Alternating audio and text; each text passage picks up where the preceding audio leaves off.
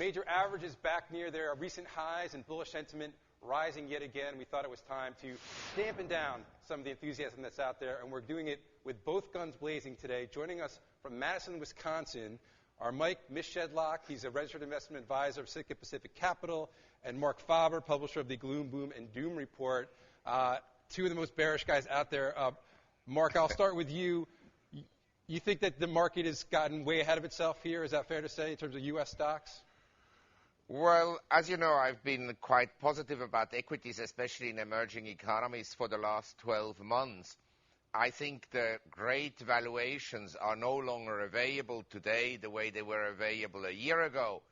And I think that the markets have obviously less upside potential going forward.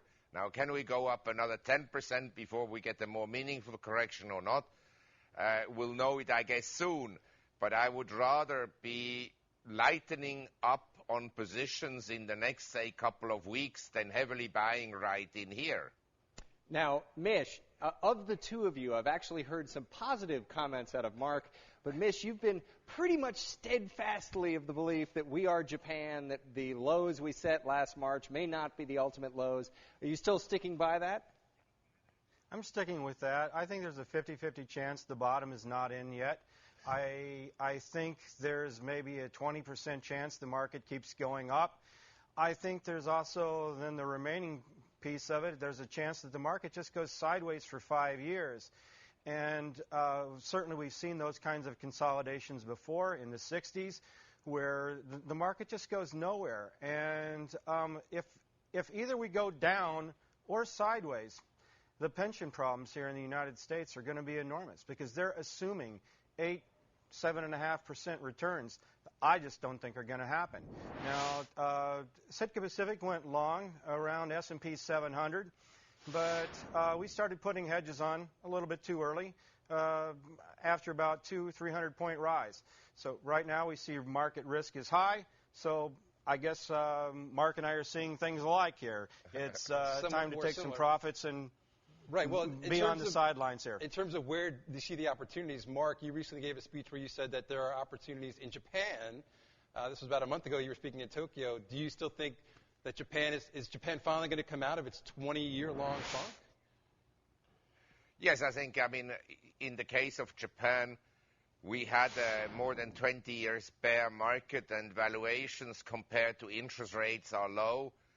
And I really feel that that is a market that has been totally neglected, whereas 20 years ago and 10 years ago, people were always rushing into Japanese stocks. Now there is practically no interest. But I'd like to mention one other point where I disagree with Mish. And this is, I don't think that we will see 666 on the S&P ever again, because if we go down by, say, 10-20% on the S&P, our money printer in the U.S., Mr. Ben Bernanke, is going to flood the system with liquidity.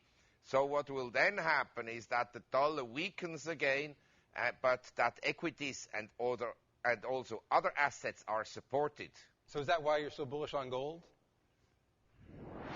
Well, I think that gold can, in general, outperform equities, but there are periods of time like 2009 when equities outperform gold, or since the low on February 5th when both the S&P and gold bottomed out at 1,045, the S&P has outperformed gold.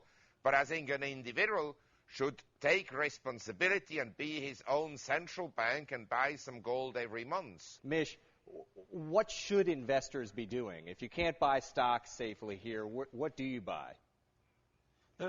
Why do you have to buy anything? So cash. I think that cash is fine, even U.S. Treasuries, but not buy them for 30 years, but certainly one might be able to rent them for the next year or so. However, if yields do break north here and we make a new high in yields, then it's time to admit that trade no longer works.